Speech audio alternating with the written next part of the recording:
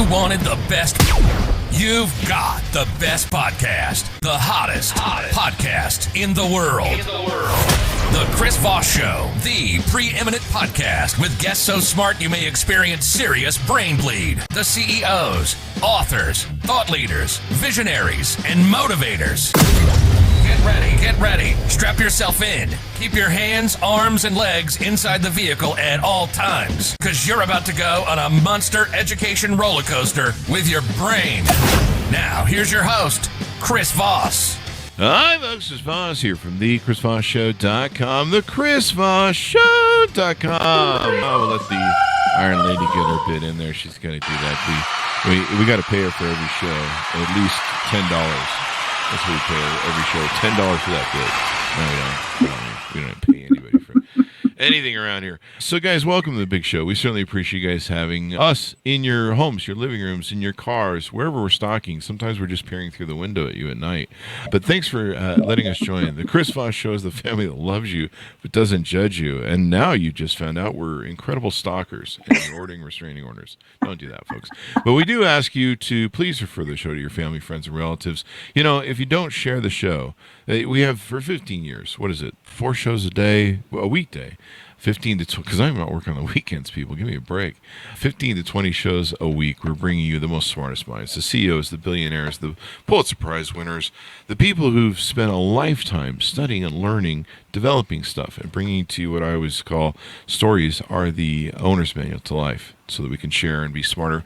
But as always, bring you the distilled version of all of that into the Chris Voss Show Glow. I'm drinking a cup of it right now. It's a tasty beverage. And so you should prefer the Glow, you know. Why be selfish, you know? Stop it. Go to goodreads.com/Chris Voss, LinkedIn.com/Chris Voss. Chris Voss, one on the tickety-tockety. Subscribe to that big LinkedIn newsletter. I think it's killing it over there. I didn't even know there's so many active people over there on LinkedIn. The 130,000 LinkedIn group as well. Today we have an amazing young lady on the show. She's going to be telling us about her journey through her experience raising children and some of the challenges and all that good stuff. Hester joins us on the show. She's a podcaster, a speaker, a coming out coach, and Mama Bear. Mama Bear, of course, is one of those things you always watch out for. You never mess with the Mama Bear. That's what my mama said whenever we would challenge her. And she was right, because I had to have my left arm sewn on quite a few times for being bad. Heather Hester is the founder of Chrysalis Mama, which provides support and education to parents and allies of LGBTQIA adolescents, teenagers, and young adults. She's also the creator and host of the podcast Just Breathe, parenting your LGBTQ teen. As an advocate and coach for parents and allies, she believes in the coming out process in equal parts is beautiful and messy. She works with her clients to let go of the fear and feelings of isolation so they can reconnect with themselves and their child in a meaningful, grounded way. She also works with organizations to educate and empower their employees through workshops, keynotes, and LGBTQ inclusion consulting. She's also the author of the forthcoming book, Parenting with Pride, Unlearn Bias and Embrace and Empower and Love Your LGBTQ Teen.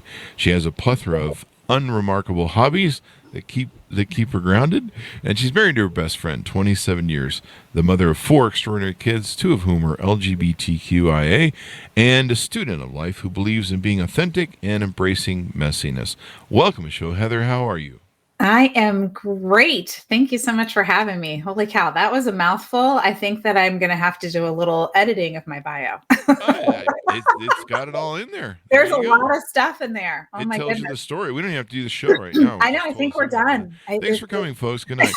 So give us your .coms. Where do you want people to find you on? Oh my goodness. So my .com that is the best place to go to is chrysalismama.com, and that's chrysalis, like the butterfly cocoon, ChrysalisMama.com. And you can find everything there. Podcast, book, coaching, tons of resources, lots of stuff. So that's the hub. There you go. And your book, Parenting with Pride, when does that come out? That comes out June 4th of next year. So I am literally in the process where it's in design right now, apparently. And this is my first book that I've written. So this has been an incredible process working with a publisher.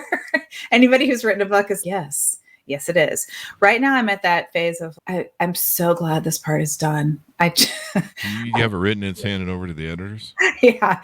It's been the back and forth with the editor for about 6 months. And now, so by June 4th, I'm going to be super excited again. There you go. You're going to love it. It's when you finally cross that threshold, you earn a place that few people can get to, writing a book. So, and it's funny, people look at you different too. It gives you a whole new level of like brand. I don't know. It gives you a whole new level. People just think you're smarter. Which is really funny. Yes. I don't feel any smarter. I feel I feel like, you know what it is? It's the work that goes into writing it. And yeah, for me, it was the editing, where basically they would stomp all over your dreams and hopes, and you would have them 50,000 words, and they would be like, this page was good. We threw the rest out. Now start over. Pretty much. Yeah. It's pretty interesting. It's a lesson of what I learned was what do you fight for? What you're like, I will not under any circumstances let go of this. And then when you're like, all right, fine. Take it. Well, usually they're good. The main thing is they preserve your voice. That's the key. Yeah.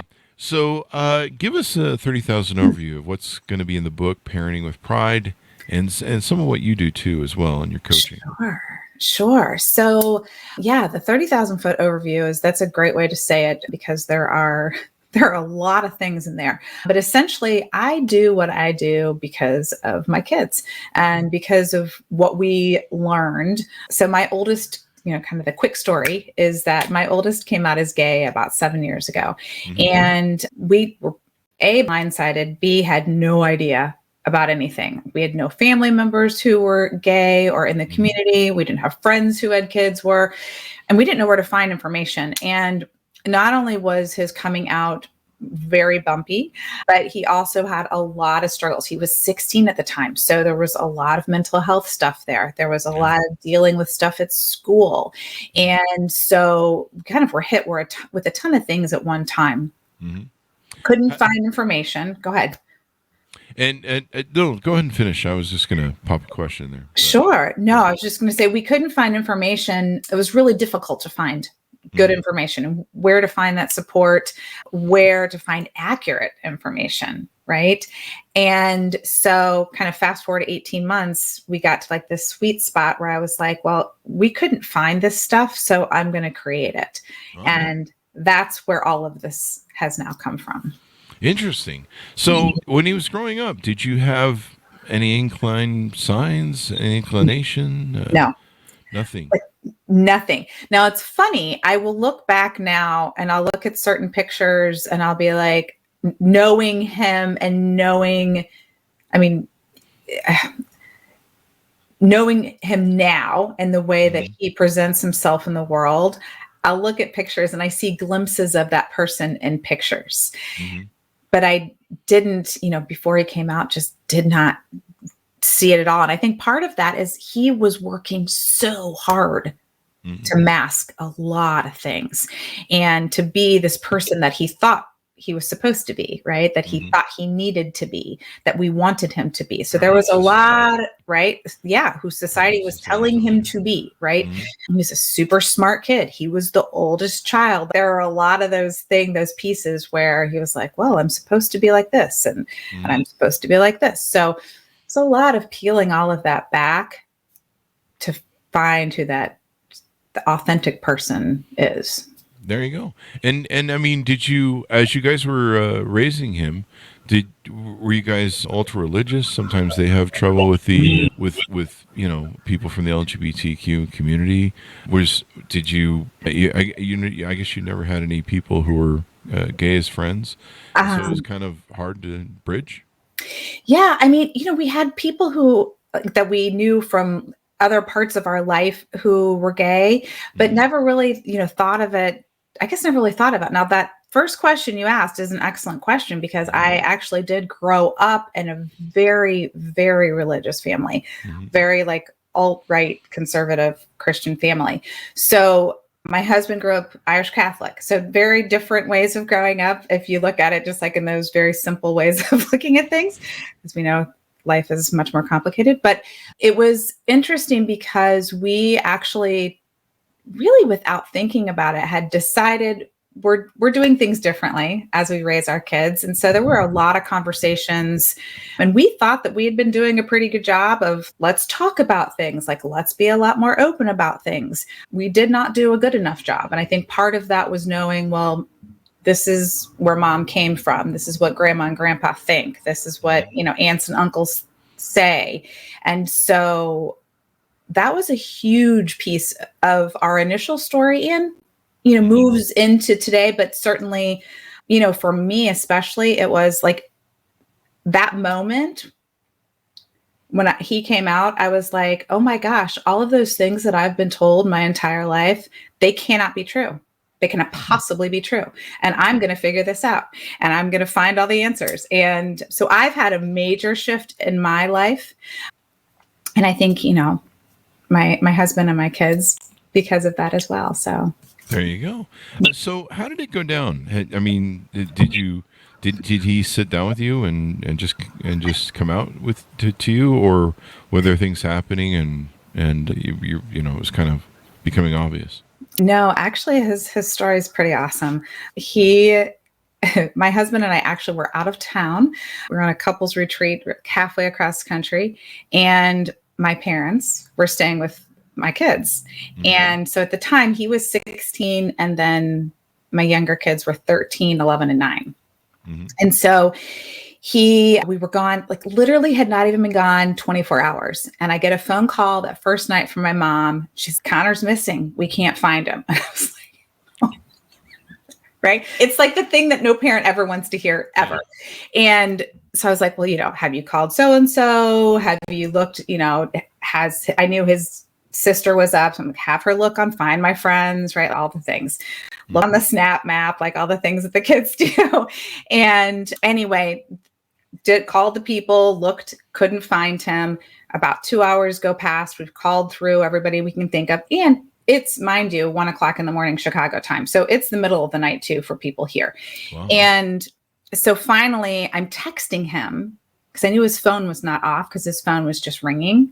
Uh-huh. And so I texted him. I was like, I'm calling the police. The police are coming to find you. And within a minute or two, he called me.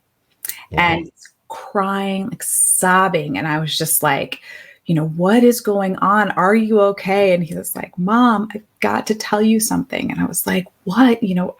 Are you okay? And he's, I'm fine, but I'm gay. And I was like, well, thank God, because I thought you were dead. Like, I literally was like, awesome. I do not care. I mean, this is fantastic news. So my husband, of course, is like standing there. What is he saying? What's going on? And I'm like, don't worry. He's just gay. Like, it's all good. Our son is alive and we're going to figure this out. So kind of fast forward, it was a very exciting coming out. And it was also the, don't tell grandma and grandpa. So really? I'm like, you just need to get home. I'll stay on the phone with you until you're safe. I will call grandma and grandpa. They do not need to know anything. And in fact, they didn't know for another 1.5 years after that. So, but yes, so that's how it all began. There you go. And I bring that up because I think, parents need to look for openings, look for signs and be open to things. I don't know. I wonder how most people, deal with their children coming out. I imagine if they're highly religious, it's really a problem. I think it's much more of a problem if there is, any kind of religion involved or any kind of, rigid rules are involved. I know from, a lot of families that I've worked with who are much more open in the way they discuss things in their home. Their kids have still, in some cases, surprised them with the news. They didn't see it coming, but it came to them much more in a conversational way. So it was like, watching TV and their child says, oh, by the way, and so it's the right BTW. Just thought you should know. Chips, by the way, I'm gay. Exactly. Okay. Right. I mean, And in those moments, it's okay, like I love you. I see you. Thank you so much for sharing this with me. This is incredible. Is there anything else you want to share? It's very much of what we say on the outside as opposed to how we're feeling on the inside. Our inside stuff needs to be dealt with somewhere else. Yeah. And there's probably, trying to understand as parents, because I think people still try and get their head around this. They're trying to understand, did I do something? Is it me? Maybe some blame and shame. Does any of that go on? For sure. For sure. I think that's a huge first question. What did I do? Nothing. You didn't do anything. This is who your kid is. And so I think that's a big, getting over that first hurdle of, even if it feels uncomfortable. That's why I always say, lean into that messiness, embrace the messiness, because it is messy. It is uncomfortable, but that doesn't make it wrong or bad. That's a very good point. It's hard enough to raise teenagers, because they are going through an identity, ego building, sort of cathartic, they're like these people who are, going from that caterpillar to the butterfly, and they're molting. And so they're molting their personality, they're molting their ego, they're trying to find their footing, and then on the social and dating and all the crap they deal with in high schools and schools of competition and popularity and all that noise. And then the pressure of trying to figure out, there's this world and you're supposed to do everything in it to make everyone happy, evidently. And so it's really hard. And then you also survived him attempting suicide, is that correct? That's correct. Mm-hmm. Yes. So it was in that first 6 months of when, right after he came out. And I think in his mind, he thought, well, once I tell my parents, I'm done. Right.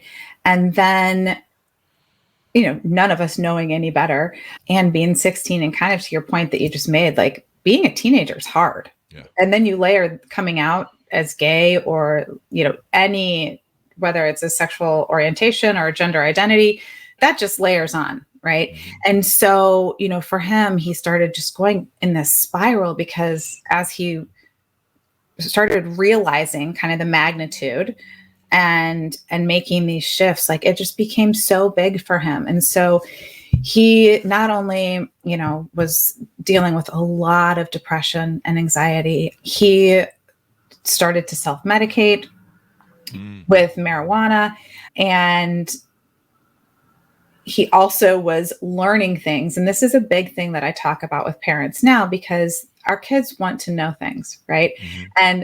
And if we don't have the answers, or if we don't have places to point them to, they're going to find it. And typically, if you are Googling certain things that you don't necessarily want your child to find are going to come up. And so that is a piece that, we were like this, trying to catch up and figure out, and we were always 2 steps behind. And so he was learning things from places that he shouldn't have been learning things, and he shouldn't have been. And so he found himself, once we caught up and figured out what was going on, realized that he had gotten himself into a mess of a dangerous situation. Oh, wow. And so what we did was basically cut all access, shut everything down, lock it all down, because we didn't know what else to do while we kind of did damage control. Mm-hmm. And that was the final straw for him. And so that is when, he did attempt to take his life. Wow. Thankfully was not successful. And 2 days later, we were on a plane to California to an intensive residential program out there. Mm-hmm. And so that, was literally a lifesaver. That's awesome. I mean, It's great that they saved his life, is my point. Mm-hmm. A lot of LGBTQ kids go through this. Mm-hmm. Here in Utah, when I was in my 20s, I owned a modeling agency and an acting agency. So we had a lot of LGBTQ people that were part of the staff, and a lot of actors and actresses. And so we, I got pretty familiar with the groups here and a lot of the clubs and stuff that we did business with and shows with. They, we had some that were the big gay clubs. And so I got pretty familiar with everyone. And one of the problems here in Utah is the religion is got a chokehold on the state. even still to this day, 40, 30 years on. And well, we've had it for a couple hundred years, I think. But the suicide rate for LGBTQ people here is really high because the cult teaches people to abandon their family or reject people that won't stay in the cult. And I was one of them as a black sheep in my family because, I was listening to Van Halen worshiping Satan, clearly, because, everyone knows. Eddie Van Halen, clearly. Van Halen is clearly a satanic. Clearly. Those Sammy Hagar songs about love are clearly satanic. But, that was the bit. And so I know what it's like to be the black sheep of the family, but for a whole new level, they kick them out of the house, they reject them, they're living on the street. And so the suicide rate here is incredibly high. Yeah. And so I've seen what that looks like. It's not pretty. And I've seen a lot of people go down that road and not come back. And so, this is really important that families know how to navigate this and how to respond, how to deal with some of the issues. And it sounds like you went through those as you tried to figure out how to make all this work as you're trying to get your child grown up and out of the house. Yeah. Yeah, it was, and it's a probably the biggest reason that I do all of the things that I do, because it was so difficult. And I always thought, if I could make this even a tiny bit easier for another parent or another family to, not be afraid to ask hard questions, not be afraid to talk about uncomfortable things, not be afraid when things don't look like that picture perfect Instagram post, right? Like there's so many things that, yes, come at our kids all the time, but that come at parents too. And, are you doing this right? Are you doing that right? And, what's right is what, you make as a family. And so having those, like, just being really messy. Yeah. And I think people, I don't know, maybe there needs to be more training to parents, but that's another story. But I think stuff like yours helps train parents to help them know that there's a really high chance. I don't know what the odds are. Maybe we should look them up. There's a really high propensity or chance or ratio that you're going to have an LGBTQ kid. I remember seeing, I've spent enough time with people that are in the LGBT community that are friends to know that people are born this way. Yeah. I think one of the most profound things you can say to people who are like, well, they're not born that way. You just ask somebody, well, when did you decide that you're going to be heterosexual instead of gay? Right. And people go, I didn't really decide. Well, that's the same way for LGBTQ people. Exactly. They didn't really decide either. It's actually something that takes place in the brain, as far as my opinion is. There was an interesting study that they did, 60 Minutes profile it years ago, so if people want to Google it, they can, where they were trying to determine the difference between kids who grow up and are LGBTQ and kids that are not. And the one thing they could find that was the best way to try and eliminate the variables, because some people would say, well, it was the way they were raised. Maybe their parents forced them to play with dolls or something, and that made them precluded to this sort of sexuality. Right. When in fact what they did is they took twin boys and they studied them, and there would be a twin boy who was straight and a twin boy who clearly from an early age was playing with dolls and very LGBTQ, dressing up like a girl and all that sort of stuff. And the control group for that was they were raised in the same household. They were raised by the same parents. They were raised, but because they were both twins and raised very differently at the same time, or the same at the same time, came out different, if you want to call it different, unique. Let's call it unique, maybe, or it's not even unique. It's very common actually for LGBTQ. Right. So what they found was actually there was a high propensity of the more children a woman had, at the very end, the more likely there was one to be from the LGBTQI thing. What they believe that what the body or the chromosomes and the DNA or the science of Mother Nature is trying to do, that if and they found that it actually happened in women that had either too many boys or too many girls. And so what they found is somehow the DNA is mucking around going, okay, we've put too many of one part on the planet, we need to try and turn this one a different way. And there's something that happens in the brain or whatever it is. Whatever it is, they're born that way, at least in my opinion, and from the studies that I've seen and friends that I've known. Yes. So I think it's really important that, people don't realize, did I fail as a parent? Yeah. No, No. you didn't. No. Mm-mm. Yeah. No. And I think, the other thing too, I love that's, when did you decide is such a great way to just shut something down right away. I mean, there's no quicker way to shut that down. However, the other thing that I found does work, at least makes them think a little bit, or perhaps speaks to their compassion, is if you've ever known or watched a teenager come out, you will know without question that they don't choose this, because the amount of self-loathing that most of them go through and grappling with their identity and all the things, like just watching that happen, no human chooses that, right? That's not a choice. So yeah, that's a little longer thing to say. I like yours. I like that. I never thought of it that way. It there's so much pressure because, life tells you that, okay, what do? You get a job, you get married, you date a girl, Right. The schools have their dances for girls and boys and, all that sort of stuff. And up until, I don't know, the last decade or two, there hasn't been much support or much awareness for it. I mean, we just barely legalized marriage sometime in the last 10 years or something like that. Yeah. And people finally came around as a populace to go, hey, we should be accepting of stuff. And, there's more diversity sort of training and stuff going on there now. What are some other things that we can touch on in the book that can help parents learn to help their child through this process? Oh my goodness. Well, a lot of the things that I talk about in the book, it's kind of equal parts how to support your child in different ways, right? So it's I build it on 4 different pillars: embrace, educate, empower, and love. And so the education pillar, as you can imagine, is probably the biggest, but a lot of it is really you as a parent, or us as parents, kind of unlearning, right? And relearning. And so it's much more like holding that space, like how to hold space for your child so they can grow and develop, right? While over here, you're unlearning and relearning. And so there's a lot of, I think that's kind of the best way I can describe it is really, we all have biases. So I don't want that to be a finger pointing thing, because just naturally we have them. And so what do you need to unlearn? What are the things that you grew up with? Right. And I mean, I had a whole mess of them.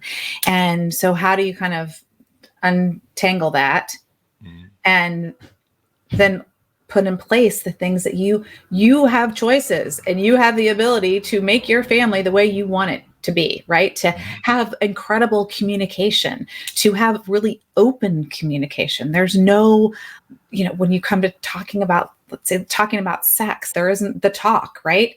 It's just talking about things like they're normal humans. You know what I mean? So it's like little, I think it's more like in the small moves, the small moments, the little conversations that you have are so much more meaningful than let's sit down to have this talk and let's make sure we check off this box at dinner tonight. And, kind of those bigger things that feel like the shoulds, which... There you go. You talk about, think in the vein of this, how to be a good LGBTQIA ally and being an ally with your teen and your child, as opposed to just, I don't know, not being an ally. Yeah. But being a good supporter for their mental health, and probably for everyone's mental health that's involved. How did it go with the children? I mean, families, they have this extended portion where you've got to, there's the other kids there, and the impact there. There's the, immediate family, grandparents, aunts, uncles, all that sort of stuff. How did you peel that onion or flour, or however you want to describe it, I suppose? Well, that was one of our biggest challenges because of the ages of our kids when Connor first came out. So we initially had the younger 2 we referred to as the littles for the longest time. And so we had the information that we knew and the information that we told the littles. And now, of course, they're all old enough to know everything, as old enough. But now we've grown as a family, and we are in a place where we talk about all the things and, ask whatever questions you want.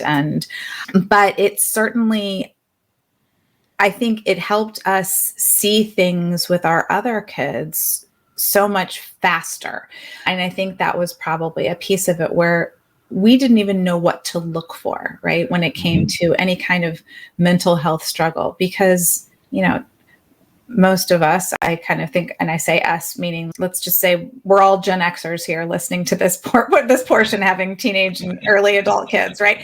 So when we were growing up, we did not talk about mental health, right? We did not talk about any of these things. And I think, at least coming from where I came from, I didn't know anything about anything. So a lot of this was like, oh, let's figure this out and let's talk about, you're feeling this way. This is kind of what you're going through. Let's find support for that. If I can't support you in that, let's find the support for that. And so learning what questions to ask was huge. Not being afraid to just ask people, like whether it was in our community or as I started to build, networks of people who knows something about this.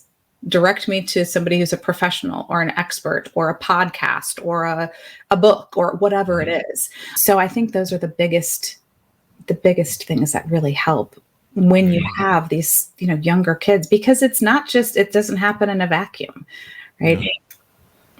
And you eventually found, I believe, a LGBTQ counselor to help him kind of give him some guidance. Oh yeah, that was one of one of the first things that actually we were super lucky that we found a family counselor who was LGBTQ, and she was an incredible help, and we're still close to this day.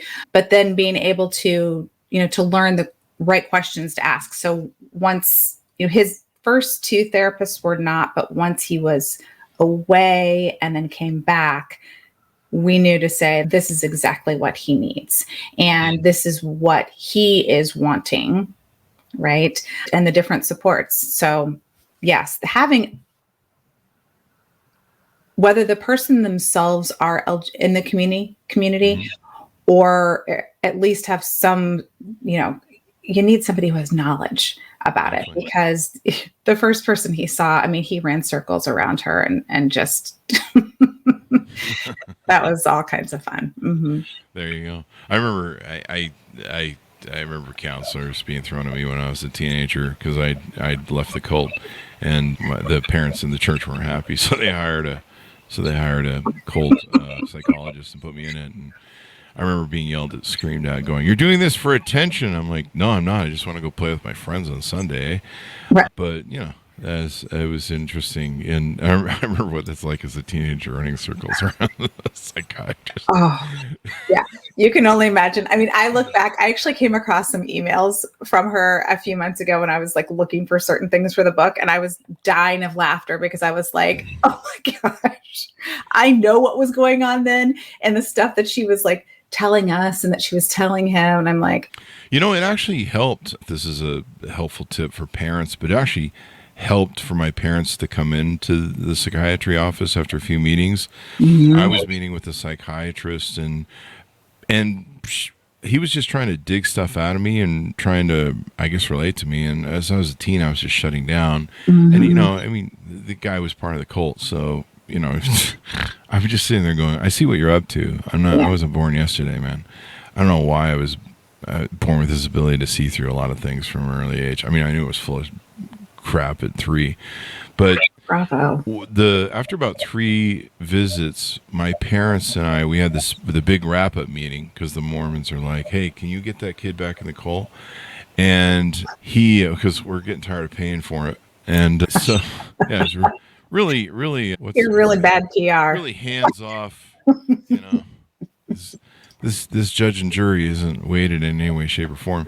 And so we had a big meeting, and it was really weird. All of a sudden, this person who had never yelled at me through 3 of the prior things did this performative, start screaming at me in front of my parents and telling me that I was doing this for attention, which I wasn't. I actually didn't want any attention. I'm like, I just want to go do, I had a friend I wanted to play with on Sunday who wasn't Mormon, and we used to hang out and stuff. And I'm like, I just want to go play with my friend. Like, I just want to hang out.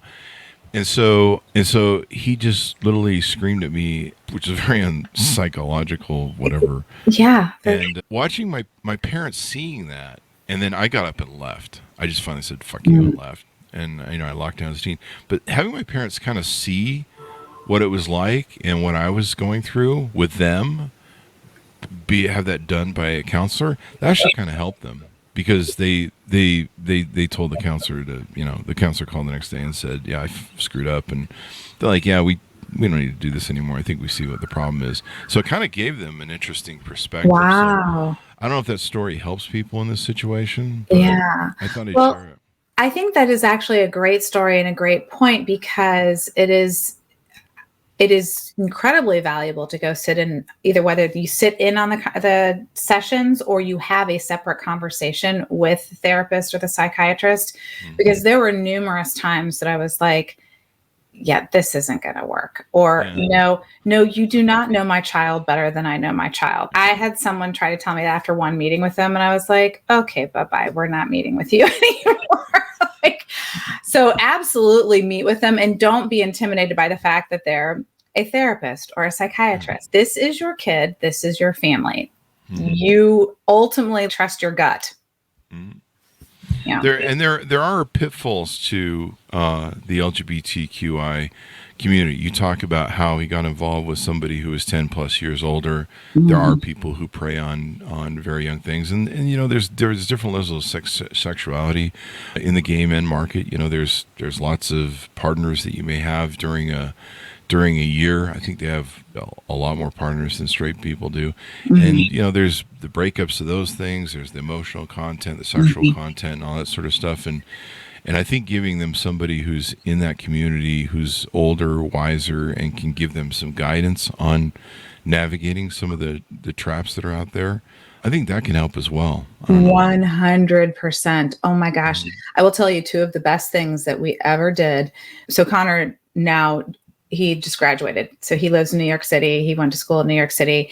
And his freshman year that he was there, one of our deals was he had to have a therapist. So I, went on the hunt, and I started looking, and I, finally found this person.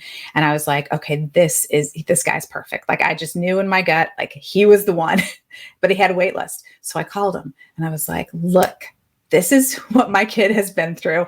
This is what's going on. You are the perfect person for him. I need for you to make it others. Like, I drove this guy batty.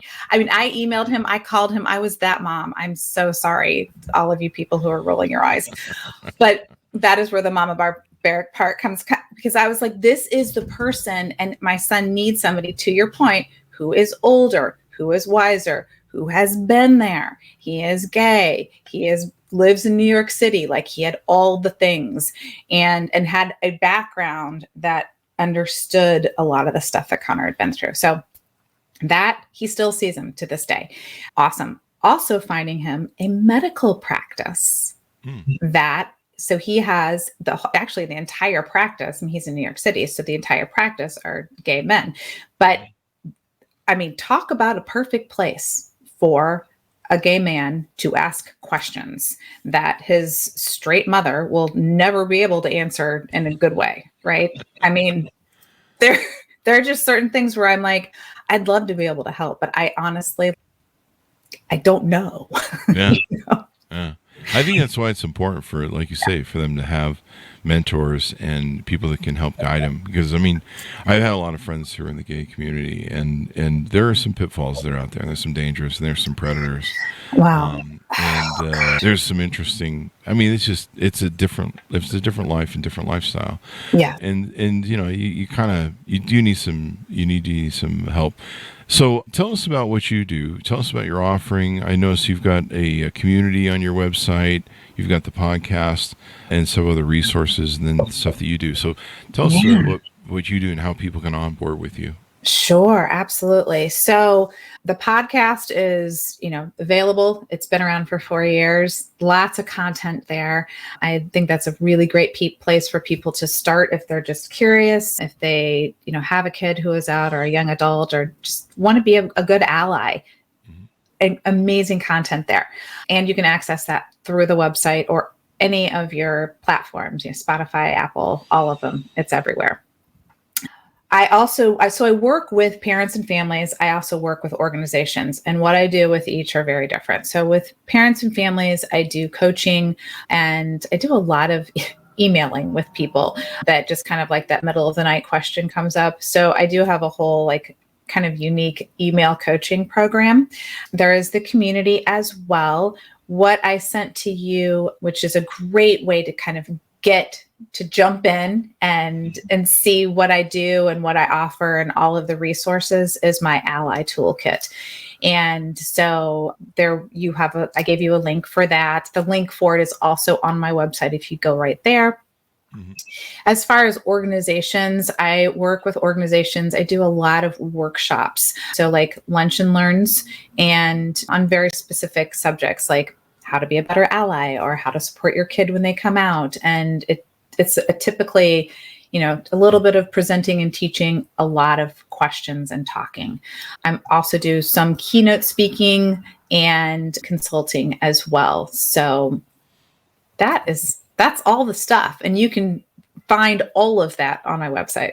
There you go. So give us the .com as we go out. And I see people, there's a button on there where people can reach out to you. Yeah, it's chrysalismama.com. So CHRYSALISMAMA.com.